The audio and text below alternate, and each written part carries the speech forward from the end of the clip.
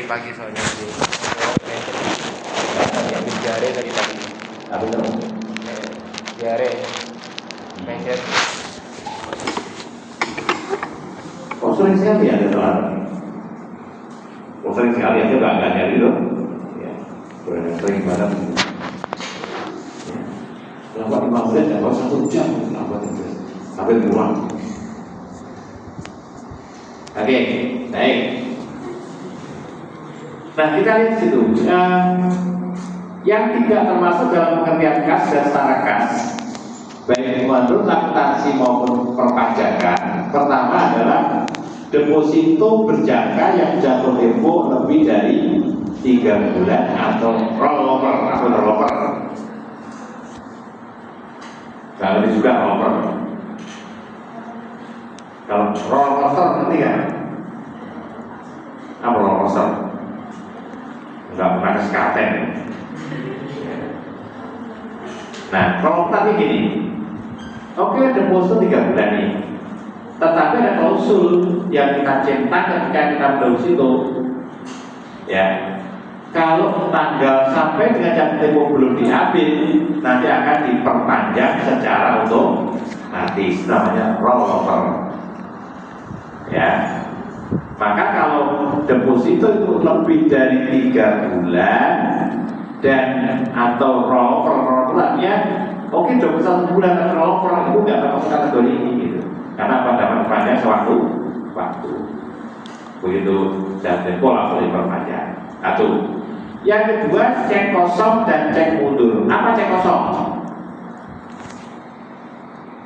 Cek yang nggak ada tulisannya. Gitu. Apa yang itu? Cek kosong apa?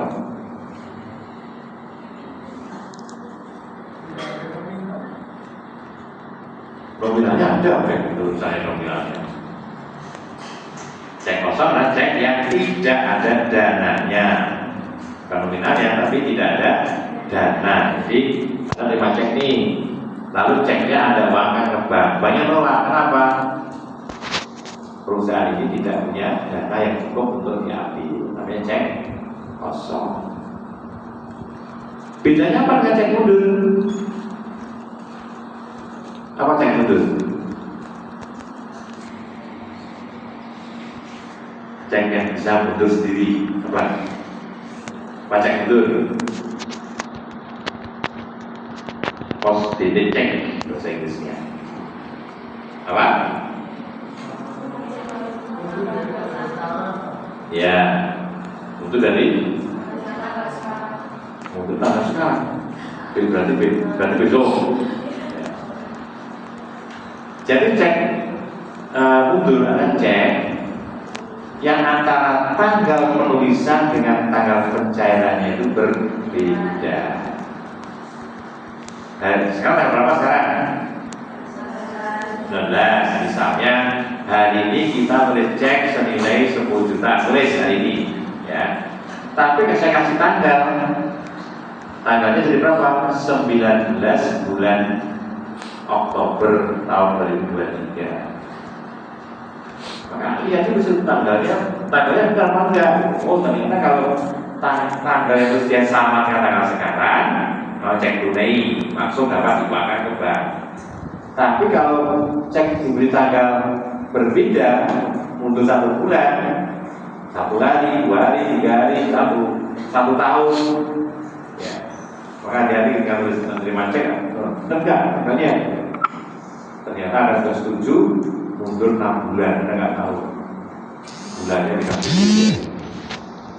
Nah itu namanya cek mundur. Oke.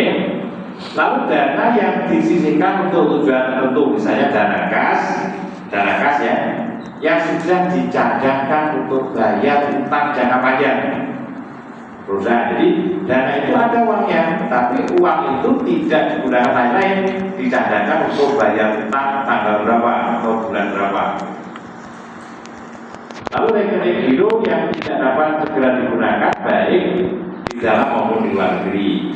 Kemudian perangko dan meterai, lalu kasbon atau uang muka. Ini bukan kas maupun setara kas. Ini berlaku untuk akuntansi maupun untuk perpajakan.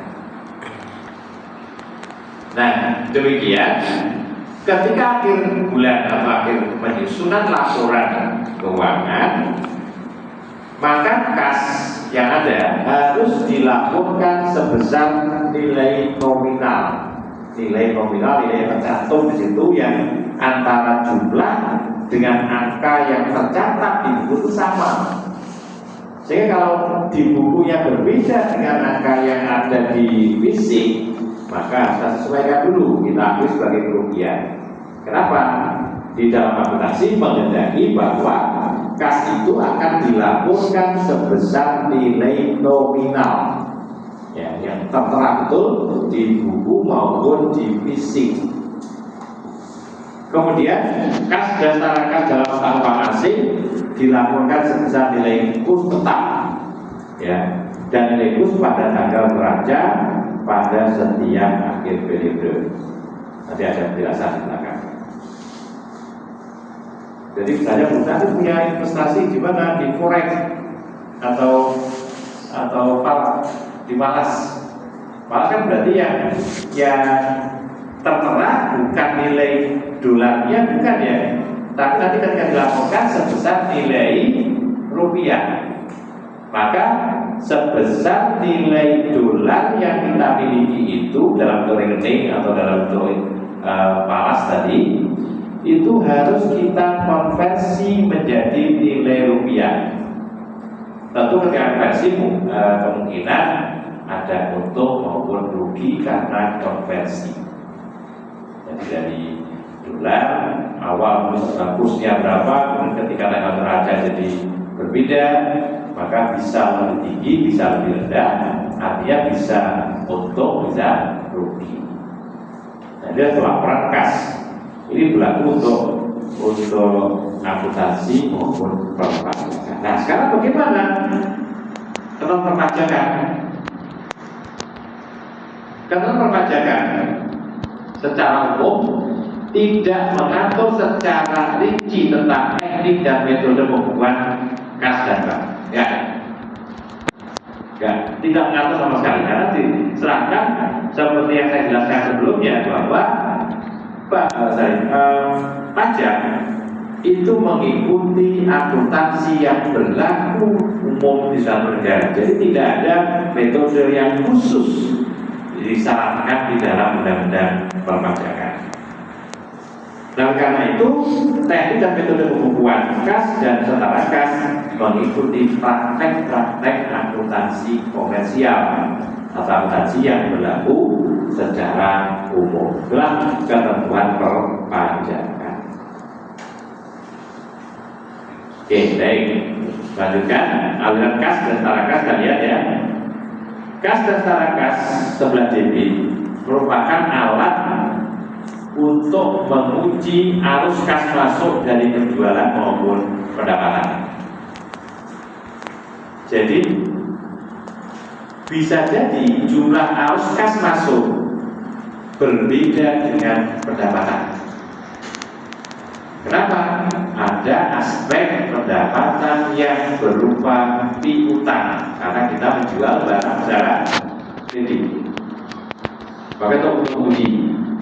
Nah, sementara sebelah kredit adalah alat untuk menguji arus kas keluar untuk pembayaran biaya maupun utang.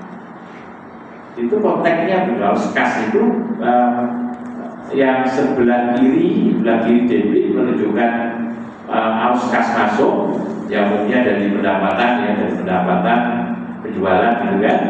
Nah, sementara yang sebelah kanan atau kredit itu menunjukkan arus kas keluar, di pengalirnya uang ke pihak ketiga, baik untuk biaya operasional maupun untuk pihak ketiga dalam bentuk pembayaran utang.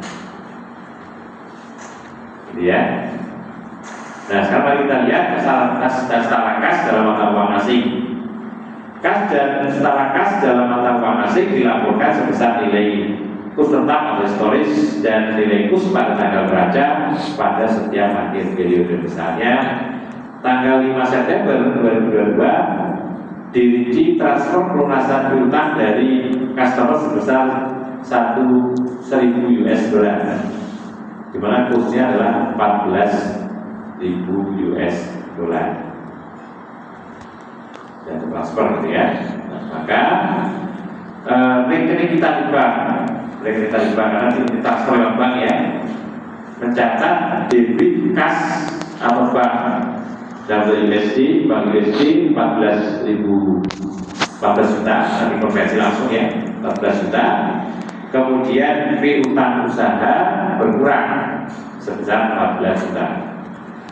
Uang masih dalam bentuk USD atau US dollar, tapi untuk kepentingan pembukuan dicatat dalam rupiah menggunakan nilai kurs pada saat transaksi terjadi.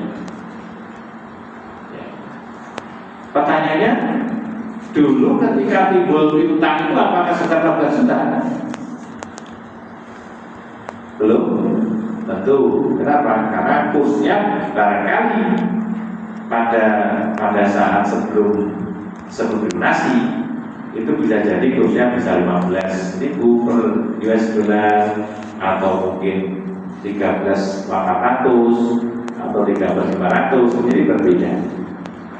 Tapi ini ketika kita terima kas dari pelanggan kita yang bentuknya adalah USD, maka harus kita nilai sebesar kurs pada saat terjadinya transaksi. Ya, itu kalau kita dalam mata uang asing.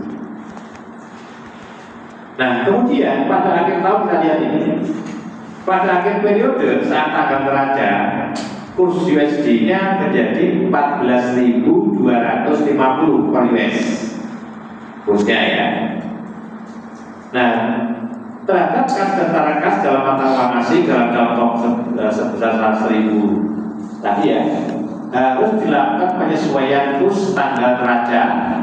Jadi kalau kita lihat nilai jurnal tercatat USD 1.000 kali 14 juta, kemudian nilai kurs pada tanggal neraca USD 1.000 kali 14.250 menjadi berapa?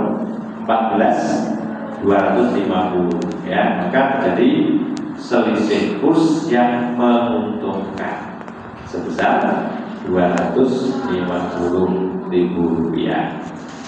Maka pada akhir pelaporan, akhir periode harus mencatat adanya penyesuaian ya, akhir periode, yaitu bank USD 250 laba selisih kurs 250. Nilai akhir bank USD di neraca menjadi sebesar 14.250 setara dengan 1.000 US dollar. Nah, ini kalau transaksi atau kegiatan yang biasa dilakukan oleh perusahaan lintas negara, bisa impor dari luar negeri dengan berbasis nilai dolar atau valuta asing, atau barangkali kita menjual ke luar negeri dengan berbasis dolar, bukan dalam bentuk nilai rupiah. Nah, ini kalau kita kaitkan dengan apa tadi, bagaimana pengelolaan kas itu. Baik. Nah, kemudian yang tadi, yang jelaskan tadi kan, contoh yang adalah pendapatan bunga rekening giro atau pendapatan jasa giro. Rekening giro atau jasa giro. Anda perhatikan, perlakuan pendapatan bunga rekening giro atau pendapatan jasa giro, kalau kita dasarkan pada akuntansi komersial, maka pendapatan bunga dicatat sebagai penghasilan komersial ya. Pendapatan bunga dicatat sebagai penghasilan, dan kemudian pajak yang dipotong dicatat sebagai beban. Anda coba lihat dulu ya, dicatat sebagai beban. Jadi kan cara akuntansi nantinya kalau kita sudah menggunakan akuntansi yang benar gitu kan, tidak menggunakan metode bruto ya, bukan yang neto itu, maka jurnalnya begini, jurnal yang dibuat debit bank, atau Anda boleh katakan kas, nggak boleh ya, kas atau bank, atau kas atau bank, karena satu rangkaian itu bahwa kas bukan ya bank gitu ya. Lalu beban pajak beban pajak. Karena di akuntansi tidak mengenal istilah pajak final, gitu ya. Tapi di akuntansi itu artinya bahwa jumlah uang yang diterima sebagai bunga atau jasa giro yang diterima sebetulnya adalah net setelah dikurangi beban pajak. Nah, kemudian atas fiskal kita lihat ini, pendapatan bunga tidak dicatat sebagai penghasilan.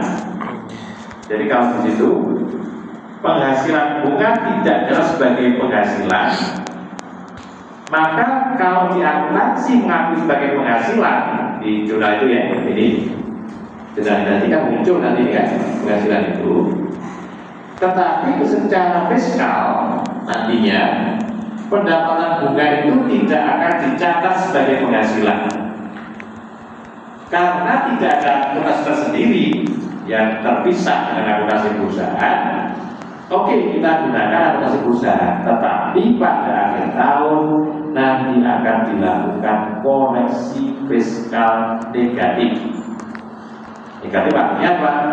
Mestinya penghasilan itu kena pajak, ada potong final, itu dikoreksi negatif, koreksi yang menyebabkan jumlah PKP menjadi lebih rendah. Itu namanya apa? Koreksi negatif. Kenapa demikian? Karena merupakan kelompok penghasilan yang dikenakan pajak final sesuai dengan ketentuan pasal 4 ayat 2 tentang pajak penghasilan final dengan tarif 20%. Demikian juga terhadap beban pajak tidak dicatat sebagai biaya atau koreksi fiskal positif. Jadi kalau beban itu merupakan pengurang penghasilan, mestinya gitu kan di akuntansi keuangan, penghasilannya merupakan pendapatan, maka ketika sudah kita bicara akuntansi pajak, penghasilan yang didapat dari jasa giro ini bukan merupakan penghasilan menurut akuntansi pajak, maka harus dikoreksi fiskal. Sebaliknya beban pajak yang mestinya dianggap sebagai beban atau biaya pengurang penghasilan, tetapi karena penghasilan dipotong final, maka berlaku kebalikannya, yaitu beban pajak harus kita keluarkan dari biaya fiskal, ya, karena ini termasuk bukan biaya fiskal. Itu konsekuensinya kalau kita bicara tentang akuntansi pajak. Nah, contoh ini,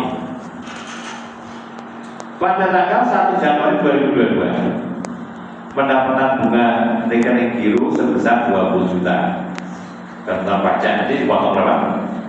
Final sebesar 20%. Coba perhatikan itu, kalau kita menggunakan gross method seperti apa?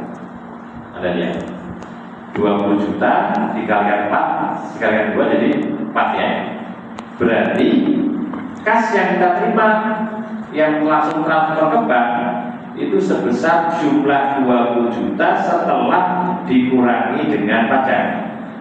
Jadi mencatatnya debit kas 16 juta yaitu 24, lalu beban pajak sebesar 4 juta. Beban pajak dari mana hitungnya di situ? 20% kali 20 juta ya. 20% kali 20 juta itu 4 juta. Nah, pendapatan bunganya berapa?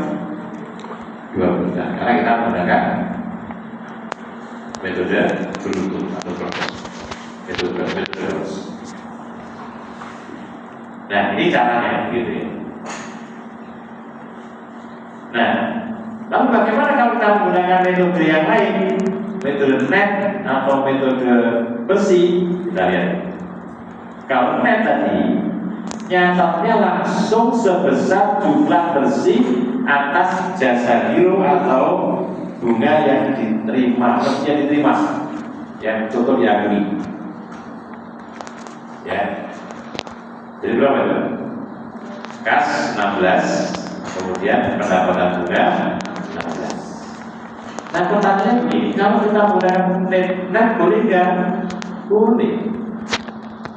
Cuma nanti akan kesulitan ketika pada akhir tahun akan melakukan rekonsiliasi fiskal. Mengapa? Enggak hanya satu, enggak cuma sekali, berkali-kali, minimal setahun berapa kali?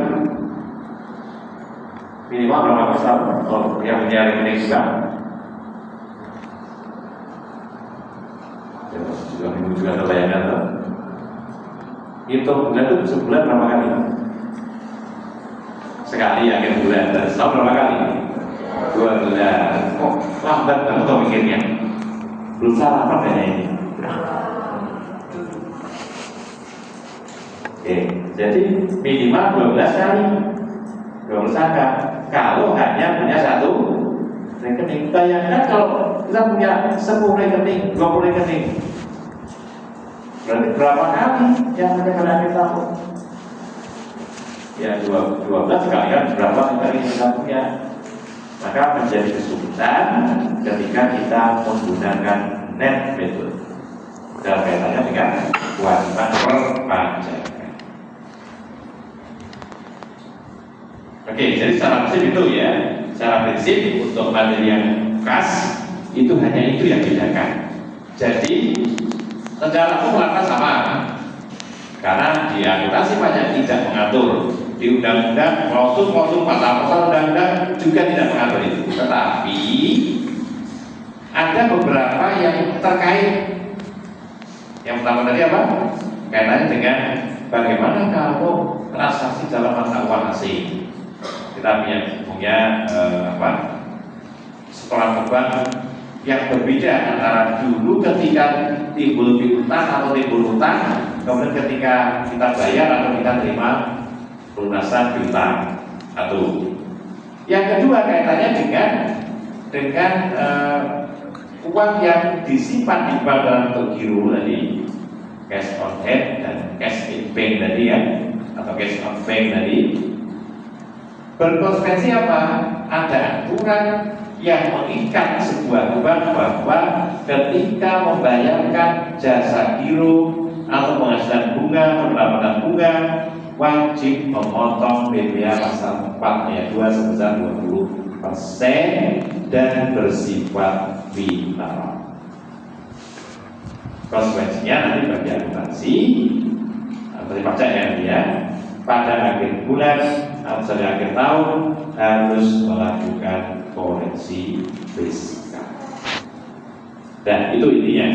Silakan kalau ada pertanyaan silakan. Boleh ada pertanyaan silakan.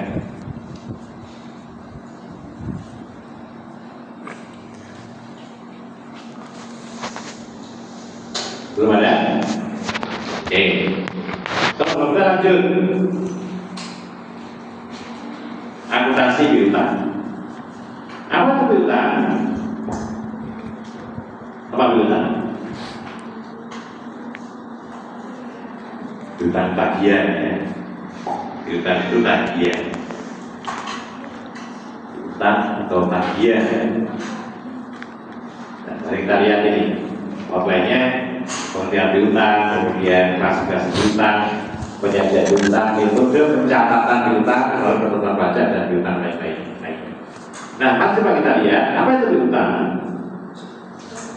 Piutang itu adalah klaim uang, barang atau jasa kepada pelanggan atau pihak-pihak lainnya, atau jumlah yang dapat ditagih atau diklaim dari seseorang atau perusahaan lain yang diharapkan akan dilunasi dengan kas.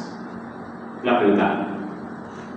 Standar akuntansi kelompokkan piutang sebagai aset keuangan. Aset keuangan PSAK 71 aset keuangan. Saya berikan ada cari informasi ini diatur di dulunya PSK 55 ya, dan 50 ini. Sekarang ini dijadikan satu menjadi PSAK 71. Ya.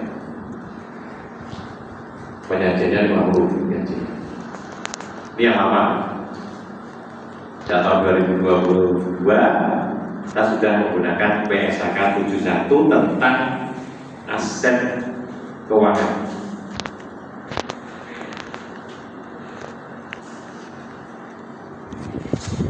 Baik. Nah kemudian kelas piutang secara umum dibagi dua. Pertama piutang dagang, yang kedua adalah piutang lain-lain atau others receivable atau piutang non dagang. Nah piutang dagang sendiri secara harfiah definisinya mengatakan piutang yang timbul dari penjualan barang atau penyerahan jasa kepada pihak lain dengan pembayaran kemudian atau tanpa harus kas masuk uang ketika ada transaksi penjualan barang atau penyerahan jasa. Dan umumnya itu ya ada kata kredit dan ya gitu. Jadi penjualan yang dilakukan kredit yang bayar kemudian itulah piutang.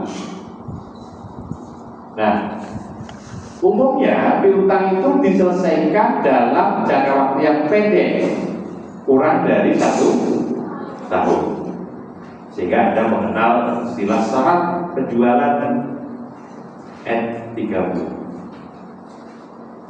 N45, N/60. Maksudnya apa? Maksudnya N30, N/30. Maksudnya apa?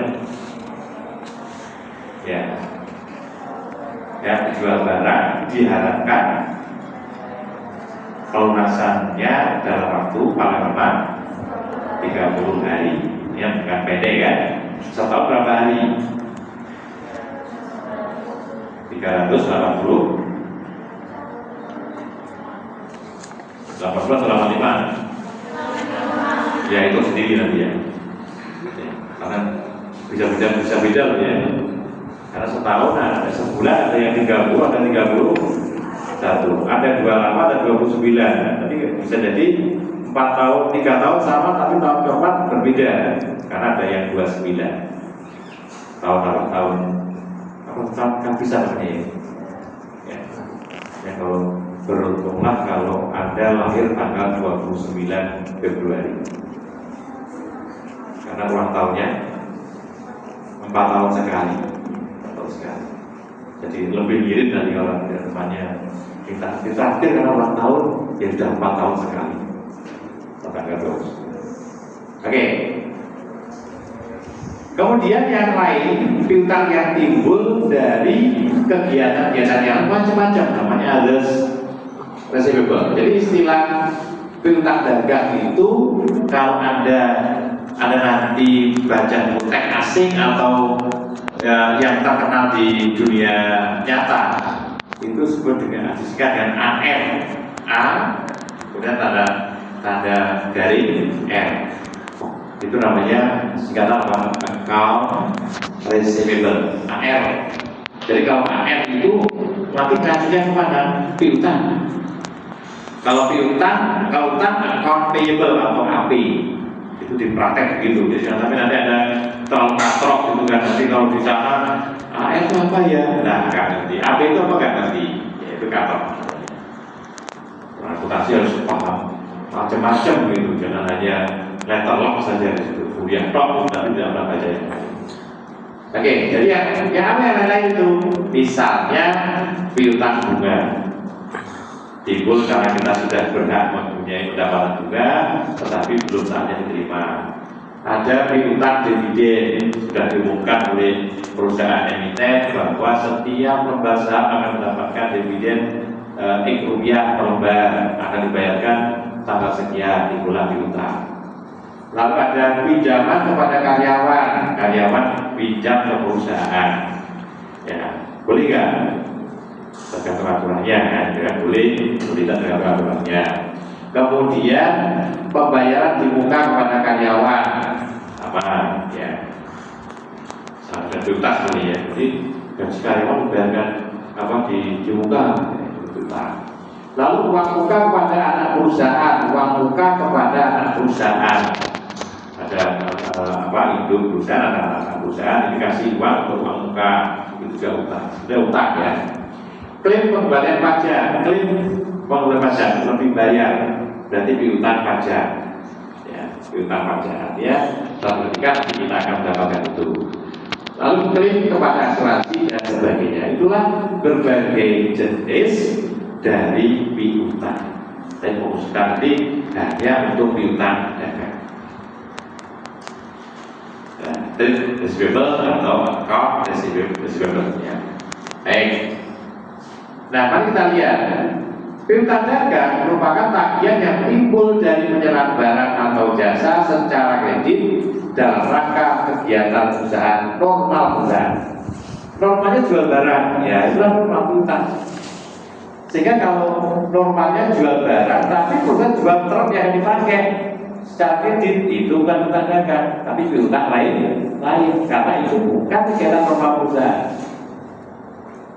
Kemudian termasuk pajak pertambahan nilai dan pembebanan lain yang berhubungan dengan berlangsung dengan penyerahan tersebut. Jadi akan timbul pajak, kalau kita jual timbul pajak keluaran, kalau kita beli bisa timbul pajak masukan dan sebagainya. Oke. Kemudian piutang dagang diklasifikasi menjadi dua. Pertama adalah piutang usaha. Nah tadi ya, piutang usaha namanya account receivable tadi. Ya, janjinya secara lisan dari pembeli untuk membayar lisan tadi. Walaupun nggak terucap gitu ya. Jadi kalau kita barang, kita kirim barang sekian, nilai sekian, oke, nanti secara otomatis nanti sesuai dengan klausul di syarat kredit, misalnya N30, ya berarti punya janji untuk membayar dalam waktu 30 hari janji. Kalau nggak terucap, tapi itu janji. Ya, namanya apa? Piutang usaha atau account receivable. Lalu yang kedua adalah piutang wesel atau wesel tagi atau notes receivable.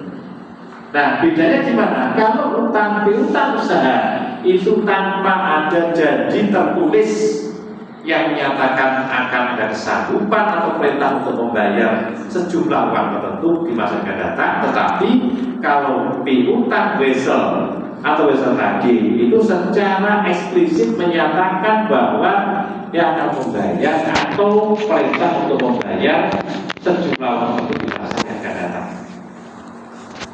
Misalnya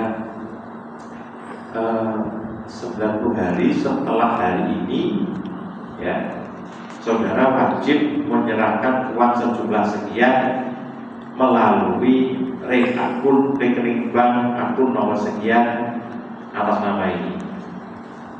Itu perintah, ya, namanya apa? Wesel, perintah.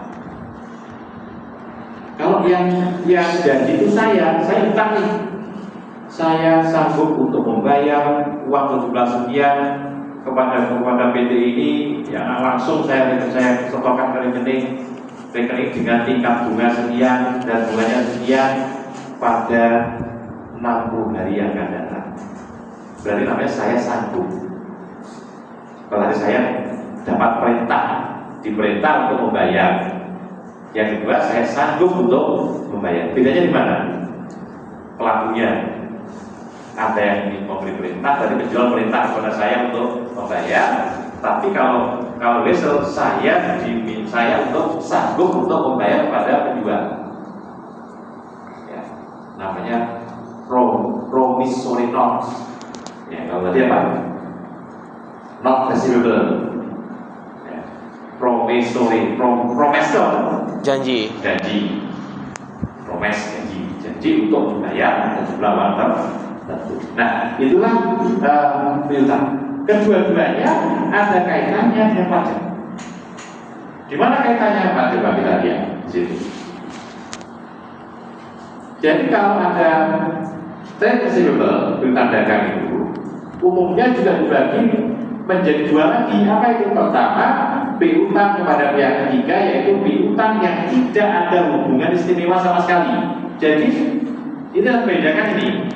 Jadi piutang itu timbul karena transaksi yang bebas antara jual membeli tidak ada hubungan istimewa, pemilikan, hubungan karena penguasaan, jalur produksi dan sebagainya, tidak ada hubungan sama sekali. Maka katakan ini adalah piutang kepada pihak ketiga atau separtim distributor. Maka antara jumlah yang tercatat ya dengan jumlah yang diakui baik akuntansi maupun pajak nilainya sama. Tetapi akan berbeda manakala piutang yang terjadi dalam hubungan istimewa, related party. Ada hubungan istimewa antara siapa dengan siapa? Siapa? Saya baca dulu ya.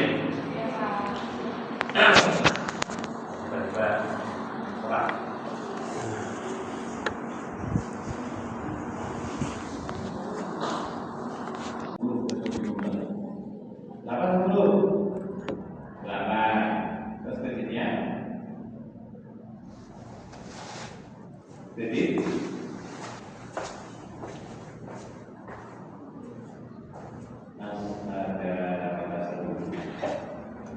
kalau terima uang dari mana tadi?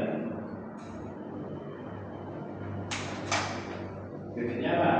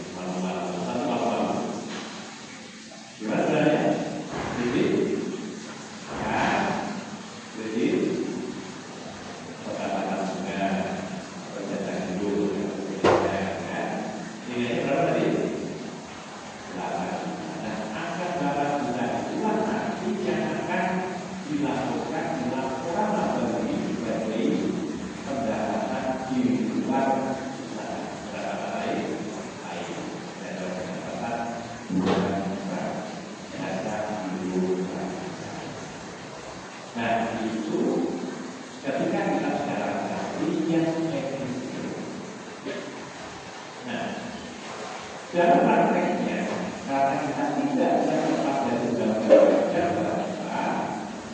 atas penghasilan tertentu itu dipotong final, termasuk bunga dipotong final.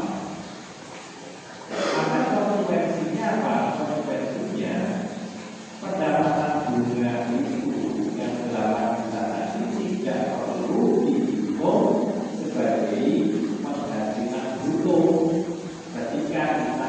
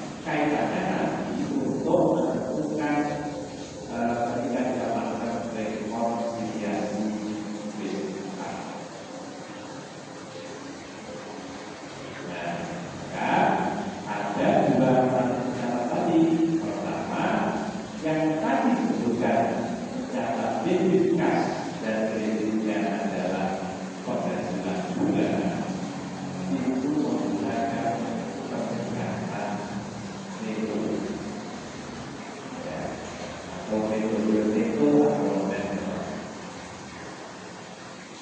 Serta yang tadi ada kita cenderung mencatat semua kegiatan itu yang bisa memberikan informasi termudah ketika akan melaporkan pajak. Maka di pajak cenderung menggunakan metode BUMDO atau gross. Gimana bedanya? Kalau yang tadi mencatat debit kas 8 juta, kredit penghasilan bunga 8 juta, maka ketika kita menggunakan gross method atau metode BUMDO, maka penerimaan kasnya berapa tadi? 8 juta mungkin debit kas 8 juta, lalu yang kedua yang kedua adalah BPK tanpa pajak 2 juta dan 20 juta, lalu penghasilan bunga 10 juta. Dari situ akan memudahkan nanti ketika pada keponakan melakukan rekor yang dalam keuangan dan sekaligus untuk membuat laporan. Nah, itu yang terpenting, perbedaan yang paling utama ketika kita bicara akuntansi kas dan kesehatan. Nah, cara kerja dimaksud tadi yang kita bekerja itu saja. Sementara untuk cara kerja lain yang berupa kita belajar itu akan lebih fokus pada pembahasan di materi tentang investasi dan KPT. Nah, ini materi penjelasan dulu ya. Nah, sekarang juga kita lihat masing-masingnya. Nanti kita itu ada bisa pada sini bahwa kas itu merupakan pelajaran yang penting dan bagi perusahaan kas itu menjadi pusat nantinya dari masyarakat. Kemudian kas merupakan komponen aset raja yang paling liquid di dalam raja karena sering mengalami fluktuasi atau perpindahan dan hampir semua transaksi yang terjadi dalam perusahaan akan mempengaruhi itu mengapa itu penting dan jika kalau kita bicara kemudian kas tarakas properti tarakas apa dan bandingan kas itu terdiri dari saldo kas cash on hand, saldo kas cash on hand. Artinya kas yang ada di perusahaan ini bisa berupa dua jenis. Pertama, saldo kas kecil yang dikelola oleh kas kecil. Yang kedua adalah saldo kas yang ada di perusahaan yang belum disetorkan ke bank. Makanya hari ini Anda tidak bisa berjaga.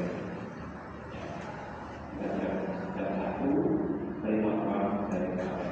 Belum tapi kirim ke bank, kirim lagi tak jam 2 atau mungkin tambahkan kalau hari terakhir jam 12 sudah cukup. Pakai perusahaan akan otomatis tahu. Nah, maka uang yang kita terima itu tidak kita setorkan ke bank, masih di mana? Masih di perusahaan. Baik itu uang maupun berupa cek. Nah, maka uang atau cek yang masih di perusahaan dan belum disetorkan itu adalah disebut dengan cash on hand, kas di tangan. Kalau sudah setorkan ke bank, tapi banknya belum mengakui, itu namanya deposit.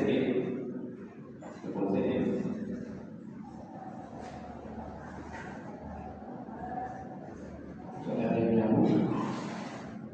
Deposit, terang. transit setoran dalam perjalanan. Aduh, ini ya. Jadi saya merasa gagal ini. Gagal mengamalkan Anda dan mendengar saya dari lagi. Saya gagal. Sementara gagal bukan kematian. Jadi gagal.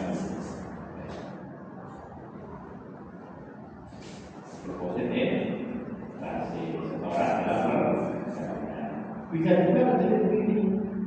Uang tidak cek dari PTA itu kita setorkan juga setelah jam 12 dan 11. Oleh karena itu laporan, tapi barangnya belum dicatat bagaimana pada hari itu. Kenapa? Ceknya harus dikirimkan jam berapa ini? Ya, kirim itu setelah jam 12 dan 11. Wah, itu tidak di kalau dihitung pada hari berikutnya. Maka itu yang setidaknya positif transit orang tapi sudah dikirim tetapi oleh Pak Bukadu sebagai pertimbangan kiriman. Oke. Nah, yang kedua adalah ranking dua atau cash on day. Jadi cash on day dan cash on day. Cash in day.